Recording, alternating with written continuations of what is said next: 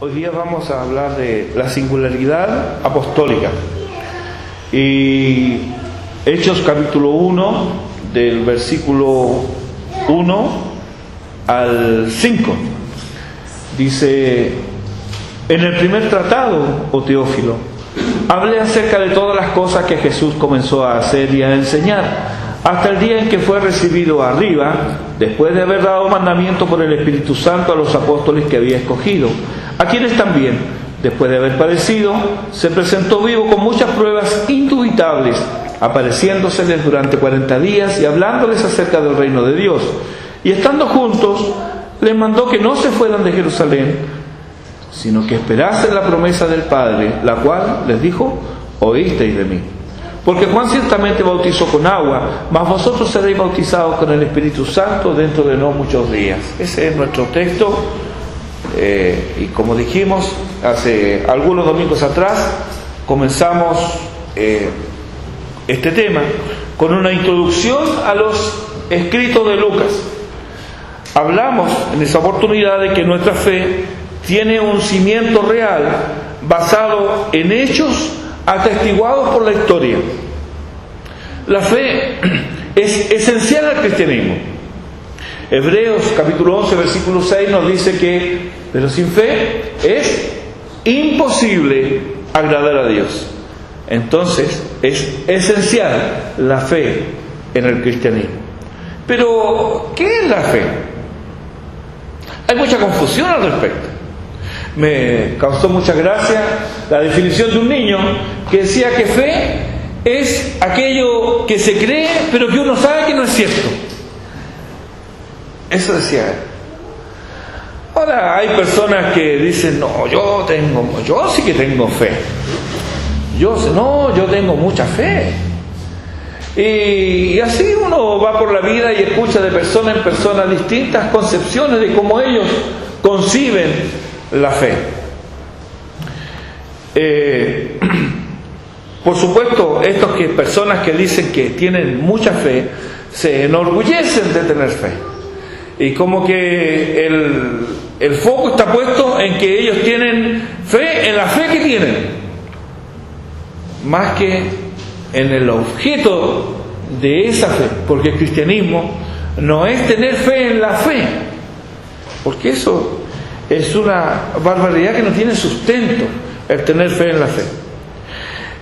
En la Biblia se instruye a los creyentes a poner su fe en hechos y finalmente a poner su confianza en una persona, en Jesucristo. El cristianismo no se entiende sin Cristo. El cristianismo no se vive sin Cristo. Cristo es central en el cristianismo. Jamás se nos pide a los creyentes obedecer ciegamente cualquier enseñanza, y constantemente se nos insta a investigar, a inquirir, a razonar nuestra fe. Hechos, este mismo libro, en el capítulo 17, en el versículo 11, nos dice: y estos, hablando de los de Berea, eran más nobles que los que estaban en Tesalónica, pues recibieron la palabra con toda solicitud. Estaba hablando Pablo y ellos estaban atentos a lo que Pablo decía. Era interesante, era de mucho valor lo que Pablo le decía. Lo estimaban sin duda alguna, pero no por ser Pablo aceptaban todo lo que él decía así sin más, sino que nos dice el texto que estos de Berea eran más nobles que los de Tesalónica, porque no solamente, dice, recibieron la palabra con toda solicitud, pero hicieron otra cosa: escudriñando cada día las Escrituras para ver si estas cosas eran así. No porque Pablo le fuera a entregar, ellos llegaron y lo recibieron como diciendo: bueno, lo dijo Pablo. No, ellos cada día iban a las Escrituras. Ahora, pregunto aquí: ¿qué escrituras tenían en ese momento los de Berea? ¿Con qué contrastaban los dichos de Pablo? ¿Con qué? Con el Antiguo Testamento. Ellos tenían el Antiguo Testamento y contrastaban los dichos de Pablo con lo que ellos tenían escrito. Ahora, tú y yo, ¿cuánto conocemos del Antiguo Testamento? A veces el Antiguo Testamento se conoce solamente el título, pero no se sabe el contenido, no se sabe qué es lo que contiene. Y resulta que cuando Jesús, Él mismo, quiso fundamentar la creencia en, por ejemplo, en la resurrección, ¿de dónde sacó un pasaje para explicar? Claro, uno dice, si a uno le preguntan sobre la resurrección, ¿de qué va a hablar? Habla de la resurrección de Cristo, habla de 1 Corintios capítulo 15, ¿cierto? Y por ahí algún otro pasaje. Pero Jesús va allá, al Antiguo Testamento, y ahí fundamenta la doctrina. Los de Berea hicieron eso. Estaba Pablo hablando, era un erudito, pero ellos no se quedaron con las palabras de Pablo. Ellos fueron a las Escrituras para ver si estas cosas eran así. En el Salmo 119, el versículo 169, ahí el salmista ora al Señor y dice, y voy a leer en la versión de la Nueva Traducción Viviente, dice: oh Señor, escucha mi clamor, dame la capacidad de discernir que me prometiste. Una promesa de Dios, pero él ahora la quería porque necesitaba discernir. Los de Berea, ellos examinaron, inquirieron y averiguaron cuidadosamente lo que Pablo les enseñaba. Y la petición del salmista a Dios era que le diera la capacidad de distinguir una cosa de otra, capacidad que Dios ha prometido dar para poder llevar a cabo un culto que honre a Dios, un culto racional.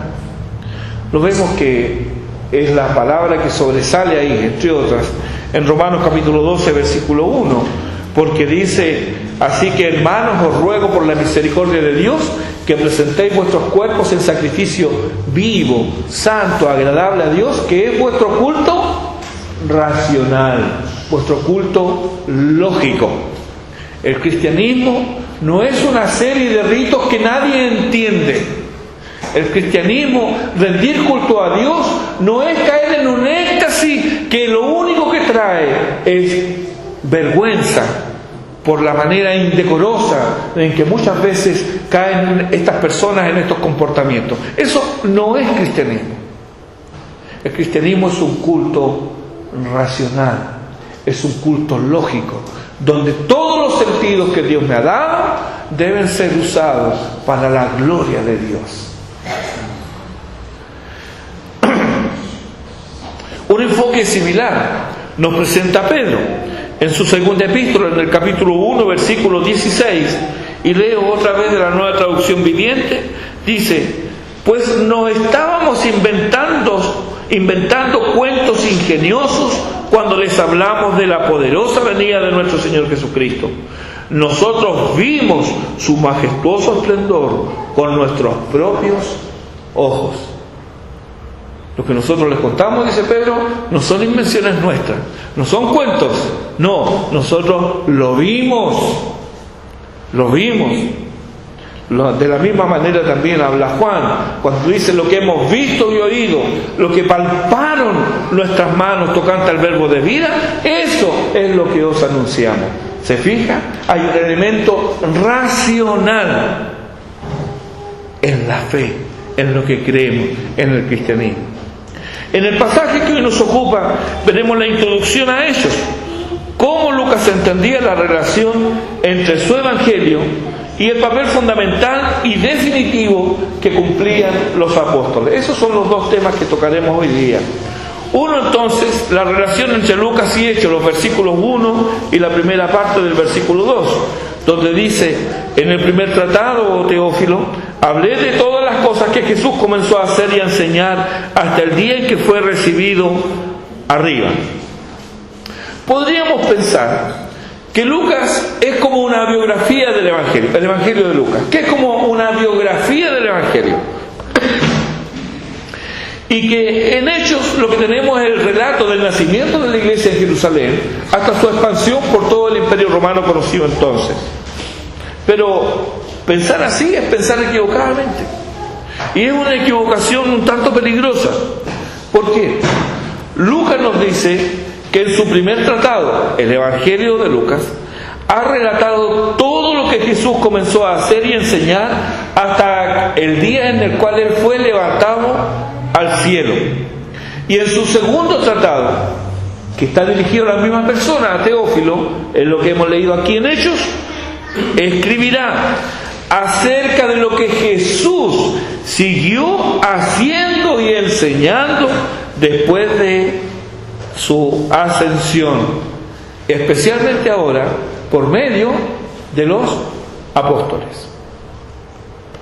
De manera que la ascensión del Señor es el hito que divide ambos ministerios. Hasta la ascensión tenemos el ministerio terrenal del Señor, un ministerio personal, donde Él podía estar en Judea, pero no podía estar en Samaria porque estaba en Judea.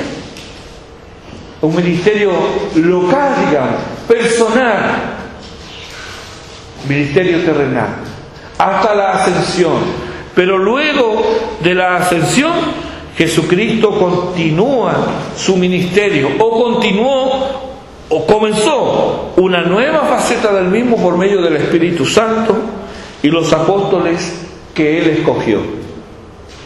Pero esto no queda ahí. No termina con el último de los apóstoles, como que ya ahí terminó todo lo que Jesús está haciendo, o lo que Jesús comenzó a hacer. Terminó cuando Juan ya pasó a la presencia del Señor, el último apóstol, aproximadamente un poco después del año 90 de nuestra era.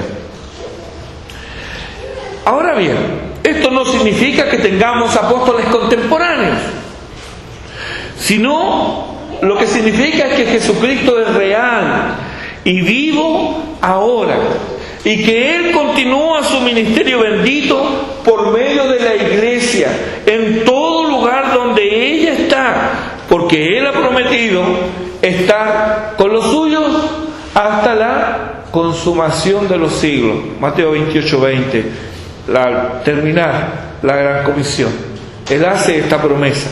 Por lo tanto, Él continúa obrando ahora por medio de la iglesia. Hemos dicho que la ascensión fue la línea divisoria entre el ministerio terrenal y el ministerio celestial de nuestro Señor. Pero hemos de notar también que entre uno y otro, entre el ministerio terrenal y el ministerio celestial, ocurre la ascensión.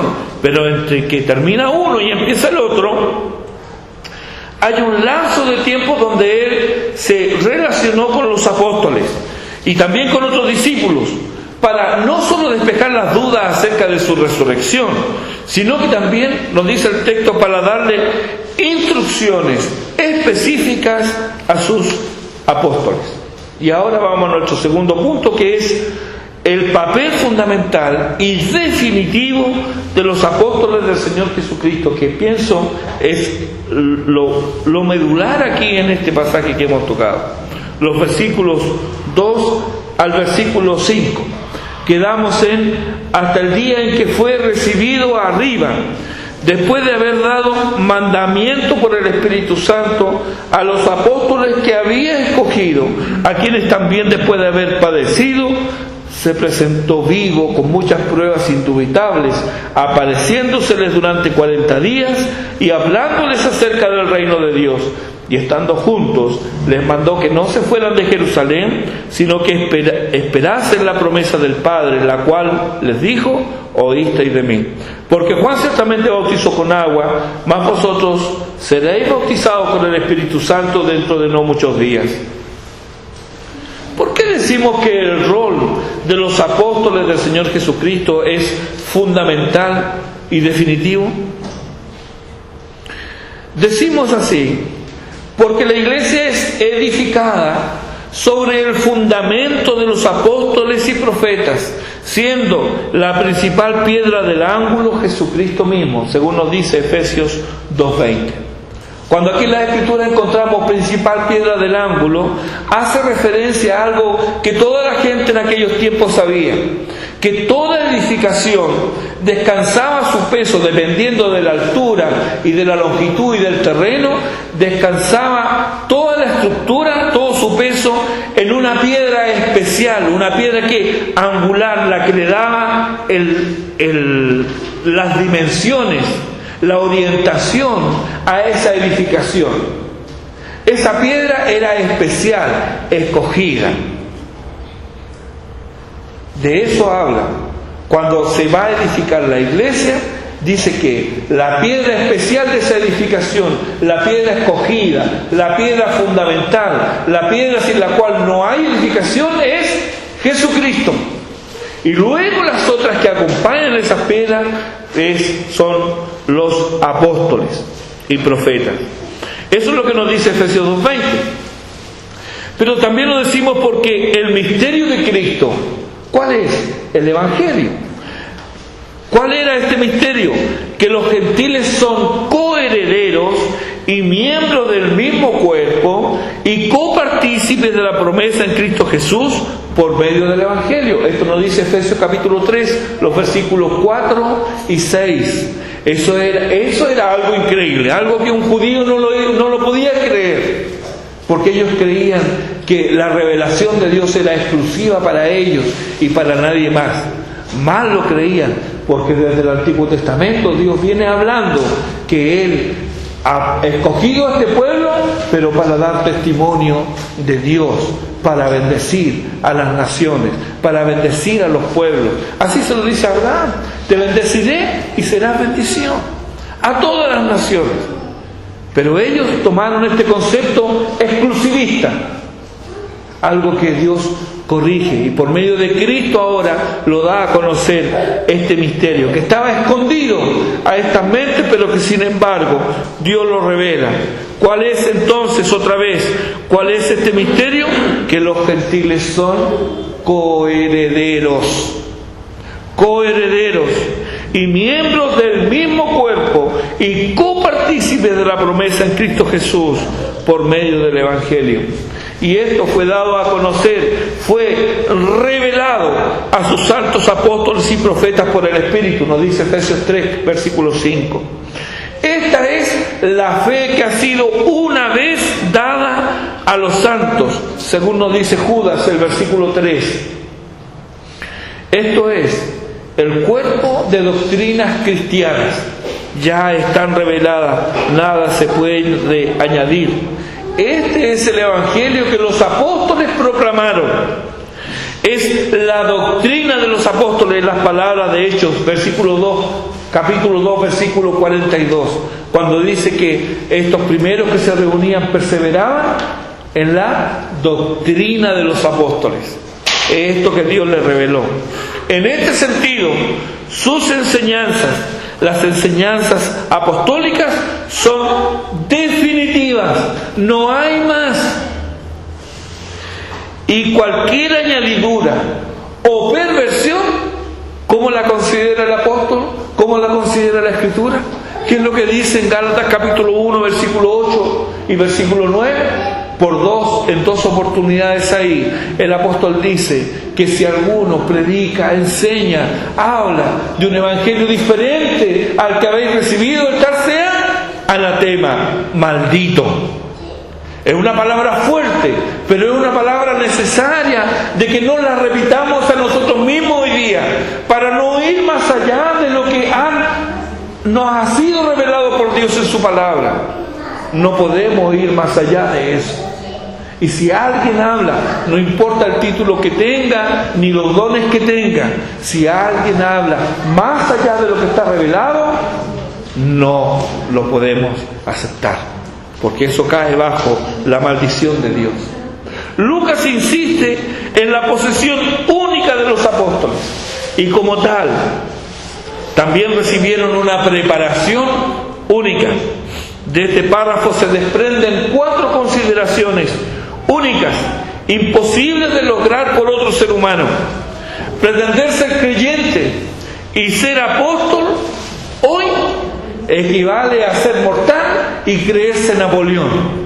Es una locura. Es una locura fantasiosa de mentes afiebradas y egos encumbrados en pos del poder temporal. No hay otra cosa ahí. Veamos entonces estas 4 características que están en su texto. Si alguno lo quiere subrayar en su Biblia o lo quiere anotar aparte, el primero es que Jesús los eligió. Ahí en el versículo en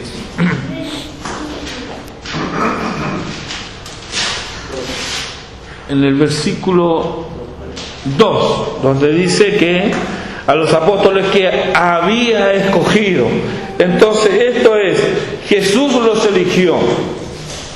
El versículo 2 habla de los apóstoles que había escogido. Lucas usa el mismo verbo cuando nos relata del llamamiento y elección de los 12. En Lucas capítulo 6 versículo 13 dice: y cuando era de día, llamó a sus discípulos y escogió a 12 de ellos. O sea, había más discípulos, pero él escoge a 12 de ellos, a los cuales también llamó apóstoles. Acá tenemos la transición. Vuelve a usar el mismo verbo cuando se ocupa del sucesor de Judas, en Hechos capítulo 1 versículos 24 y 25. Porque allí los creyentes oran diciendo: muestra cuál de estos 2 has escogido para que tome la parte del ministerio y apostolado de que cayó Judas por transgresión. Hasta Pablo, el apóstol a los gentiles, en sus palabras, él decía: el último de todos los apóstoles, está señalado por Dios el Señor como instrumento escogido. Ahí tiene otra vez la palabra: para llevar mi nombre en presencia de los gentiles y de reyes y de los hijos de Israel, según nos dice Hechos capítulo 9 versículo 15. Queda claro entonces que ninguno de los apóstoles se escogió a sí mismo, ningún mortal los designó, ninguna comisión deliberó sobre ellos, ningún sínodo se pronunció, ni ninguna iglesia los nombró, sino que todos ellos, los 12, Matías y Pablo, fueron personalmente designados por Jesucristo. Y no podía ser de otra manera, porque Él, ¿quién es? Él es el Señor de la iglesia. También podemos concluir a la luz de los antecedentes que no hay ni hubo jamás sucesión apostólica, y que Jesucristo, el único vicario que ha dejado, es el Espíritu Santo, según leemos en Juan capítulo 14, los versículos 16 al 18. No existe la sucesión apostólica y el único vicario que Cristo ha dejado es el Espíritu Santo. Otra cosa que se desprende de este texto es que Jesús se presentó ante ellos. Cuando Pablo habla de su conversión en Hechos 22, nos relata un hecho que no aparece registrado en Hechos 9. En Hechos 9 aparece la conversión de Saulo, pero en Hechos 22 aparece algo ahí, porque dice que Ananías le comunica lo siguiente, los versículos 14 y 15. Y él dijo: Ananías, el Dios de nuestros padres te ha escogido para que conozcas su voluntad y veas al justo y oigas la voz de su boca, porque serás testigo suyo a todos los hombres de lo que has visto y oído. Cuando Pedro se pronuncia sobre el sucesor de Judas, insiste en el aspecto testimonial. Debía ser un testigo ocular. Leamos Hechos capítulo 1, versículos 21 y 22. Dice: es necesario pues que de estos hombres que han estado juntos con nosotros todo el tiempo que el Señor Jesús entraba y salía entre nosotros, comenzando desde el bautismo de Juan hasta el día en que de entre nosotros fue recibido arriba, uno se ha hecho testigo con nosotros de su resurrección. Así que debían ser testigos de su resurrección, pero bajo esos parámetros. ¿Cuáles eran? Versículo 3. después de haber padecido. Perdón, los parámetros ¿cuáles eran? No solamente testigo de la resurrección, sino que desde el momento del bautismo hasta el que él fue recibido arriba. Entonces, ser testigo de su resurrección podían haber sido muchos, y sin duda alguna, muchos fueron testigos de su resurrección, pero eso no los validaba para ser apóstoles o para ser sucesores de Judas, sino que debía ser uno que desde el principio, desde allá, desde el tiempo en el cual el Señor fue bautizado por Juan el Bautista, hasta su ascensión, todo ese tiempo debía ser testigo.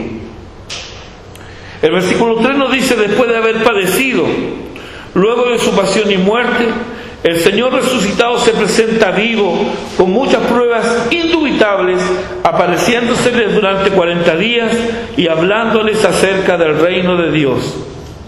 Se les apareció vivo, habló con ellos, razonó con ellos, los exhortó, les reprendió, les consoló, hasta comió con ellos.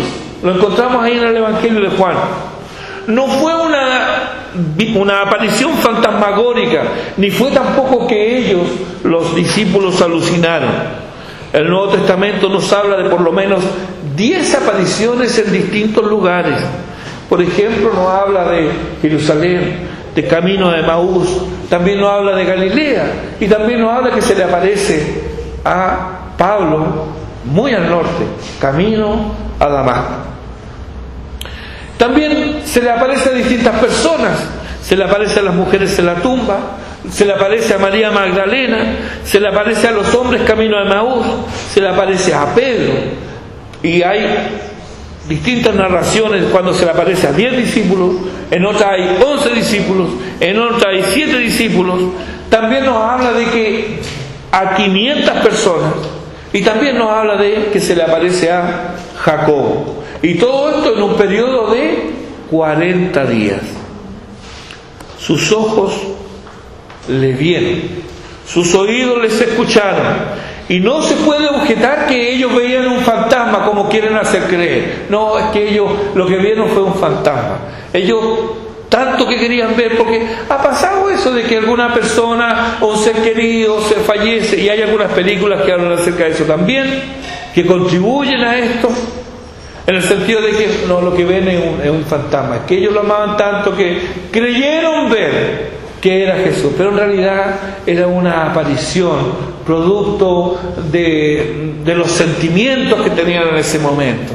Ellos vieron, claro, era el Jesús que ellos conocían, pero no era real, era un fantasma. La Escritura desmiente eso, porque Lucas 24:39 se le aparece Jesús a sus discípulos y él les dice: mirad mis manos y mis pies, que yo mismo soy. Ahora alguien puede decir: bueno, pero eso no puede ser un fantasma. Sí, pero además dice: palpad y ved, porque un espíritu no tiene carne ni huesos, como veis que yo tengo. ¿Se fija que es distinto? En Juan 20:27, en otra circunstancia, el Señor luego dijo a Tomás: pon aquí tu dedo y mira mis manos, y acerca tu mano y métela en mi costado. Ver al Señor resucitado es el requisito indispensable para ser apóstol, y es la razón por la cual no hubo ninguno comparable a ellos, ni puede haber en el presente. Leamos Primera de Juan, capítulo 1. Primera de Juan, capítulo 1, los versículos 1 al 4, dice: lo que era desde el principio, lo que hemos oído, lo que hemos visto con nuestros ojos, lo que hemos contemplado y palparon nuestras manos tocante al verbo de vida, porque la vida fue manifestada y la hemos visto y testificamos y os anunciamos la vida eterna, la cual estaba con el Padre, y se nos manifestó. Lo que hemos visto y oído, eso os anunciamos, para que también vosotros tengáis comunión con nosotros, y nuestra comunión verdaderamente es con el Padre y con su Hijo Jesucristo. ¿Se fijan? Lo que hemos visto y oído. En tercer lugar, no solamente Jesús los escogió y se les apareció vivo, sino que también Jesús les instruyó, porque no solo les habló del reino de Dios, como dice en el versículo 3, y del Espíritu Santo que había de venir, sino que antes de ascender a los cielos les dio mandamientos, instrucciones, los comisionó. Todos los evangelistas registran de una o de otra manera estas instrucciones. Conocida, por ejemplo, es la Gran Comisión en Mateo 28, los versículos 18 al 20. Otro aspecto de lo mismo lo tenemos en Lucas 24, 47, donde dice: y que se predicase en su nombre, ¿qué? El arrepentimiento y el perdón de pecados en todas las naciones. Esto es lo que se debe predicar: el arrepentimiento y el perdón de pecados. ¿Y qué es lo que hace la iglesia hoy día? ¿Qué es lo que predica? El arrepentimiento y el perdón de pecados. ¿En obediencia a qué? A una instrucción que ha dado el Señor. Eso es lo que predicaron y enseñaron los apóstoles en su nombre. Ellos no predicaron de la sanidad divina, no. Ellos no hablaron de la prosperidad, como enseñan los falsos apóstoles de hoy día. No tenía nada que ver con eso. No enseñaban de cambiar al mundo, ni resolver los problemas individuales o colectivos. ¿Y había problemas en ese tiempo? Claro que sí. Había prostitución, había homosexualismo, había inmoralidad, había pobreza. Pero el mensaje del Evangelio nunca ha apuntado a los frutos del pecado, sino que apunta a la raíz, no a los frutos. Todo lo que usted ve, esos son frutos. Pero el Evangelio se encarga de ir a la raíz. Porque si el árbol es malo, los frutos van a ser malos. ¿No lo dijo el Señor? Si el árbol es malo, no vamos a esperar buenos frutos de un árbol malo. No se recogen higos, dice el Señor, de los espinos. No, su naturaleza, al ser espino, no es dar higos. El mensaje del Evangelio nunca ha apuntado a los frutos del pecado, sino a su raíz. Los hombres necesitan arrepentirse de sus pecados y volverse a Dios. Ellos necesitan el perdón de Dios. ¿Será necesario hablar del perdón de Dios? Claro que sí, porque el hombre necesita el perdón de Dios. Y Dios y el Evangelio les dice que sí, que hay perdón, mediando el arrepentimiento como la Escritura lo establece. Hay perdón en Cristo, mediando el arrepentimiento. Entonces, estas son las instrucciones que Jesús les da. Y por último, Jesús les prometió el Espíritu Santo. La promesa del Padre en el versículo 4 la había predicho Juan el Bautista, y cada uno de los evangelistas lo registra, pero también lo reitera Jesús en el versículo 5 de Hechos 1 que leímos recién. Es la promesa del bautismo en el Espíritu Santo. También se menciona como un hecho histórico en Hechos capítulo 11, los versículos 15 y 16. Ahí de lo que habla es acerca de lo que ocurrió. Es un hecho histórico. Y por séptima vez aparece en un contexto doctrinal en 1 Corintios capítulo 12, versículo 13, donde habla que por medio de este Espíritu todos somos bautizados en Cristo. Y allí se explica el significado del bautismo en el Espíritu. Ahora bien, esta promesa hecha por el Padre por medio del profeta Joel, la encontramos ahí en Joel capítulo 2, versículo 28. Y también Ezequiel, en Ezequiel 36, 27. Esta es la promesa que ellos debían esperar y se cumpliría fielmente en ellos. ¿Qué dice el versículo 5? Dentro de no muchos días. Ellos no podían cumplir su comisión sin ser revestidos de este poder de lo alto. Necesitaban esto. Esta es la singularidad apostólica. Son requisitos irrepetibles y preparación única. Y porque vieron y oyeron, así hablaron. Pero ¿solo ellos fueron elegidos? En cierto sentido sí, pero en un sentido secundario, tú y yo hemos sido elegidos para anunciar las virtudes de aquel que nos llamó de las tinieblas a su luz admirable. ¿Acaso se reveló solo a ellos? En cierto sentido sí, pero en un sentido secundario también se nos reveló a nosotros, si de verdad somos salvos. Porque si no se nos ha revelado a nosotros, estaríamos en tinieblas bajo el poder del maligno. 2 Corintios capítulo 4, versículo 4 nos dice que el Dios de este siglo cegó el entendimiento de los incrédulos para que no les resplandezca la luz del Evangelio de la gloria de Cristo, el cual es la imagen de Dios. Esto, hermanos, es algo que no debemos olvidar, porque el dar testimonio de Cristo y predicar el Evangelio es una labor espiritual donde incursionamos en territorio enemigo. ¿Y incursionamos para qué? ¿Para turistear? No, para causar daño. Así les son arrebatadas las almas que Satanás mantiene cautivas. El Dios de este siglo le ha cegado el entendimiento para que no crean. Por eso es que cuando uno comparte el Evangelio con alguien que no ha creído, y a veces llega a decir, si yo creo, pero su conducta deja ver de que en realidad no ha creído, en realidad no ha entendido, y uno dice, pero ¿cómo no puede entender? Es que te estás olvidando que esta es una labor espiritual. Esta no es una labor intelectual. No se trata del entendimiento. Se trata de que debe haber un cambio en la criatura, un cambio en el corazón. Mientras Dios no obre en la persona, hermano, ni con pera ni con manzana no vas a entender. Porque esto no es algo atribuible al intelecto.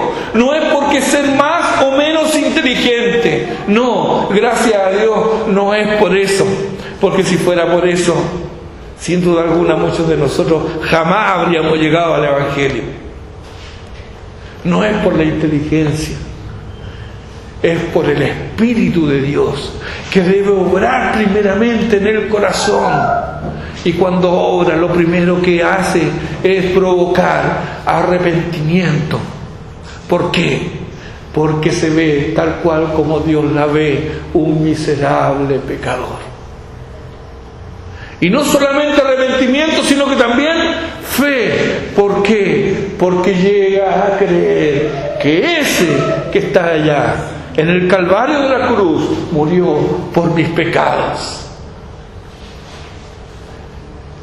Entonces, cuando compartes el Evangelio, debes tener presente que es una labor espiritual, que está entrando en territorio enemigo para arrebatarle almas al maligno, las cuales él las tiene esclavizadas y cegadas a su voluntad, para que ellos quieran y anhelan lo que los lleva a la destrucción y odian y aborrecen aquello que les hace bien.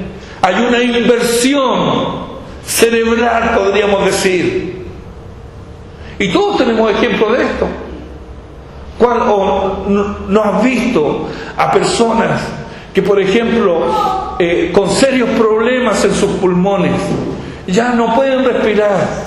En una ocasión me tocó ver a un hombre que andaba con un carrito con oxígeno y unas mangueritas conectadas. Y no podía dejar de fumar. Pero ¿cómo es esto? Había otro señor que fumaba, lo habían operado y se ponía el cigarro ahí en la garganta para fumar. Sabía que eso lo destruía, sabía que eso lo estaba matando, pero eso era lo que anhelaba. Eso es lo que hace Satanás. Eso es lo que hace el enemigo de nuestras almas. Eso es lo que hace el príncipe de las tinieblas. Hace que deseemos lo que a nosotros nos daña. Hace que deseemos lo que a nosotros finalmente nos conduce a una vida miserable. Pero cuando irrumpe la luz del Evangelio, cuando irrumpe el Espíritu de Dios en el corazón de la criatura, cambia todo eso. Y ya no queremos lo que nos destruye. Ahí anhelamos lo que antes odiábamos, lo que antes no considerábamos para nosotros. Eso es lo que anhelamos ahora. Anhelamos la voluntad de Dios.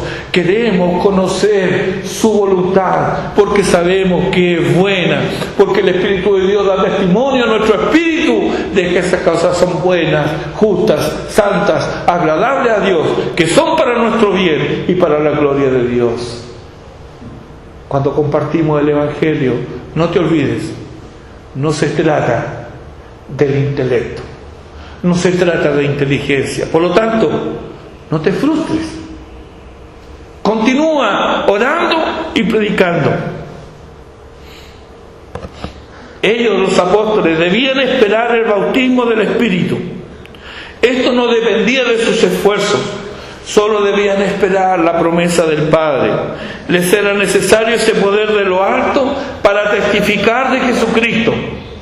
Ahora bien, hoy nada tenemos que esperar. La espera era para los apóstoles, no para nosotros. Este es el error del pentecostalismo, al buscar y pedir algo que Dios ya ha dado. Romanos capítulo 8, versículo 4 lo deja bien claro, dice: mas vosotros no vivís según la carne, sino según el Espíritu, si es que el Espíritu de Dios mora en vosotros. Y si alguno no tiene el Espíritu de Cristo, no es de Él. Ser salvos es pertenecer a Cristo, y pertenecer a Cristo es tener el Espíritu Santo morando y obrando en tu vida. No eres y nunca serás apóstol, porque Dios, además de los 12, Matías y Pablo, no comisionó a nadie más. Pero si eres elegido, no has sido elegido para vivir en rebeldía o inmundicia, sino para vivir en santidad y obediencia a Cristo. Si Dios te ha llamado para que salgas de las tinieblas, no para que hagas de las tinieblas tu habitación. Si se ha revelado Cristo a tu vida, lo ha hecho para que reflejes su gloria, no para alimentar tu ego o para mejorar tu autoestima. Los apóstoles no podían dejar de decir lo que habían visto y oído. Ellos no podían callar. ¿Cómo es entonces que los creyentes permanecen silentes? ¿Te ha defraudado Cristo tal vez? ¿O no eres creyente?